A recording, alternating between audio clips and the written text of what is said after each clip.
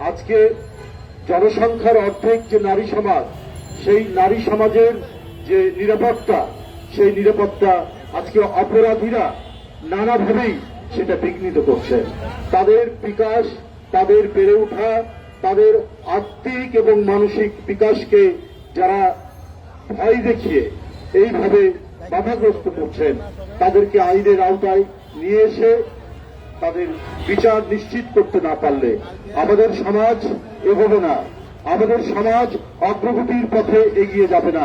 আমরা পশ্চাৎপদে থাকবো, আমরা আদিম অরণ্যের মধ্যে বসবাস করব।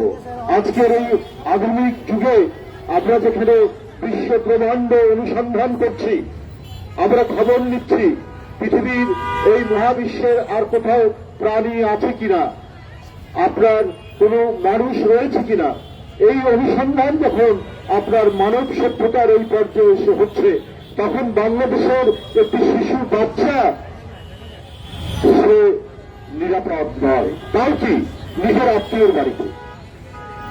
এর চাইতে বেদনাদায়ক, এর চাইতে দুঃখজনক আর কিছু হতে পারে না। এর কারণ যখন রাষ্ট্র এবং সমাজে অপরাধীরা রাজত্ব করে, তখন এই প্রকোপ বৃদ্ধি পায়। বিগত 16 বছর শেখ হাসিনার শাসন আমল ছিল অপরাধীদের অভয়ারণ্য। অপরাধী, ধর্ষক, টাকা লুটেরা, স্মাগলার, মাদক ব্যবসায়ী, মাফিয়াতন্ত্র এবং ক্যাসিনোর মালিকদের রমরমা আধিপত্য ছিল আমাদের সমাজে। এবং এই আধিপত্যের কারণেই একটি অপরাধ আরেকটি অপরাধের জন্ম নেয়। কালো টাকার বিস্তারের কারণেই আপনার সামাজিক অন্যান্য অপরাধগুলো হচ্ছে।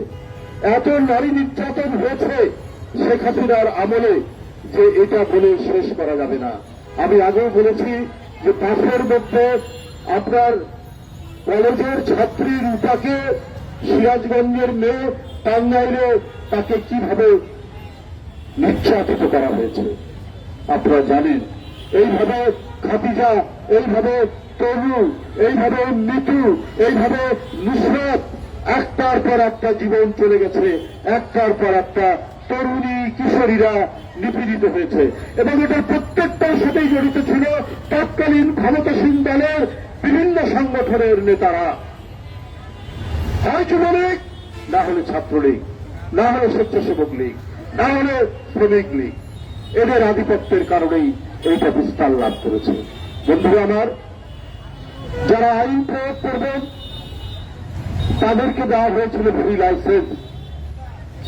সেখানে কোনো আইন লাগতো না। আইন প্রয়োগকারী সংস্থারা বেআইনি ভাবে বিরোধী দলকে দমনের জন্য এগুলো পন্থায় যেতে পারেনি।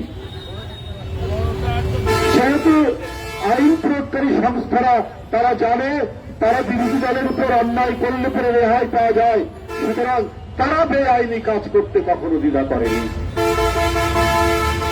আমরা কি দেখেছি? আমরা দেখেছি বিরোধী দলের বিএনপির নেতাকর্মীরা গ্রেপ্তার হয়েছে। কেউ 5 বার, কেউ 10 বার, কেউ 15 বার আদালত থেকে তার জামিন হয়েছে, আবার জেল গেট থেকে তাকে জেলের মধ্যে ঢোকানো হয়েছে। এবং এইটার কারণে টাকা লেনদেন করতে হয়েছে। এইটার কারণে তাদেরকে বেরিয়ে আসতে শেষ পর্যায়ে ঘুষ দিতে হয়েছে। এই যে অপরাধ আইন প্রয়োগকারী সংস্থারা করেছে, এর কারণে সামাজিক দুর্বৃত্তপনা, সামাজিক অপরাধ বৃদ্ধি পেয়েছে। মিথ্যা মামলা, শত শত মামলা বিরোধী দলের নেতাকর্মী। এবং এইটা দেওয়ার কারণটা কি? এই মিথ্যা মামলা বিরোধী দলের নেতাকর্মী, বিএনপির নেতাকর্মী এদের নামে দিলে পরে শেখ হাসিনা খুশি হতে। এই শেখ হাসিনাকে খুশি করার জন্য আপনার থানার ওসি, থানার দারোগা, অন্যান্য পুলিশ কর্মকর্তা এবং গোয়েন্দা পুলিশ শেখ হাসিনার আমলে তারা যাচ্ছে তাই কাজ করেছে। একের পর এক তারা বেআইনি কাজ করেছে। ইচ্ছা মতো ধরে নিয়ে গিয়ে মামলা দেওয়াতেন।